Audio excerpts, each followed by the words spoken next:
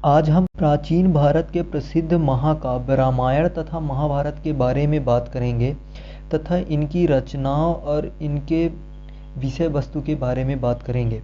तो महाकाव्य अगर रामायण की बात करें तो रामायण और महाभारत वर्तमान में हमें जिस रूप में प्राप्त होता है वह गुप्त काल में ईसा की चौथी सदी में आकर लगभग पूरा हो चुका था।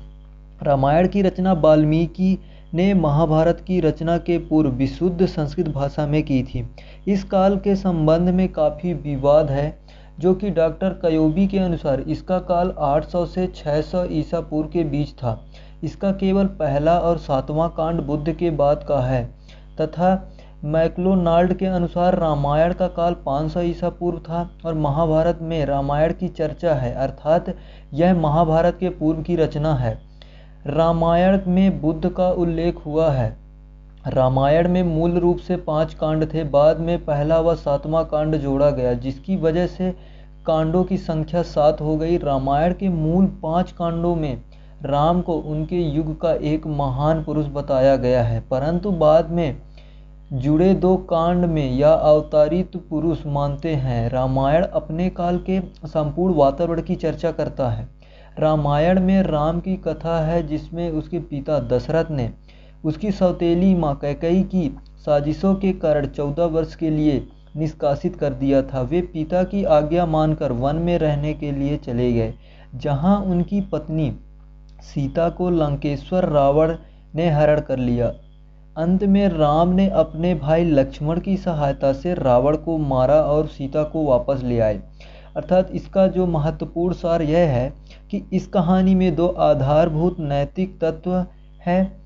पहला यह है कि परिवार रूपी संस्था का आदर्श दिखलाया गया है, जिसमें किसी भी परिस्थिति में पिता की आज्ञा पुत्र को बड़े भाई की आज्ञा छोटे भाई को माननी होती है और स्त्री को पति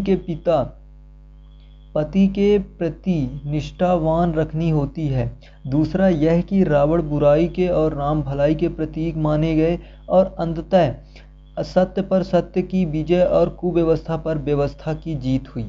अब अगर हम महाभारत की बात करें तो महाभारत का संकलन वेदव्यास या कृष्णद्वैपायन ने विशुद्ध संस्कृत भाषा में किया था।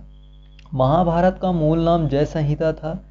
महाभारत के मूल स्वरूप के कुल श्लोकों की संख्या 8800 थी, परंतु बाद में इसमें श्लोकों की संख्या बढ़कर 1 लाख हो गई। महाभारत विश्व के सबसे विशाल महाकाव्य है। यहाँ तक कि ग्रीक महाकाव्य इलियड व ओडिसी से भी बड़ा है।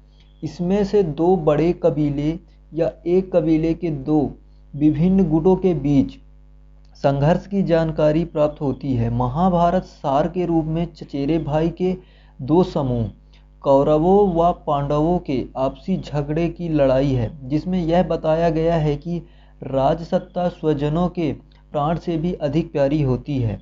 यह ग्रंथ वास्तव में एक पारिवारिक युद्ध है, जिसमें भाई भाई से गद्दी और अहम के लिए लड़ रहा है, जिसमें वो अपनों पर प्राणघात कर रहा है, एक स्वहित के लिए अधर्म कर रहा है और दूसरा पक्ष धर्म की स्थापना के लिए अधर्म कर रहा है।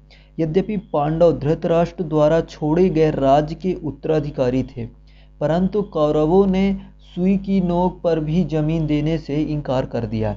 फलस्वरूप कृष्ण को साथ लिए पांडवों और कौरवों के बीच लंबी लड़ाई हुई। अंत में कौरवों के ऊपर पांडवों की विजय हुई। भगवद गीता महाभारत का ही एक महत्वपूर्ण अंग माना जाता है, जिसमें यह शिक्षा दी गई है कि वर्ण और जाति के अनुसार जिसका जो कर्तव्य निर्धारित है, उसे उस कर्तव्य का पालन हर हाल में किसी भी प्रतिफल की कामना के बिना करना चाहिए। Tell me pretty lies, look me in the face, tell me that you love me, even if it's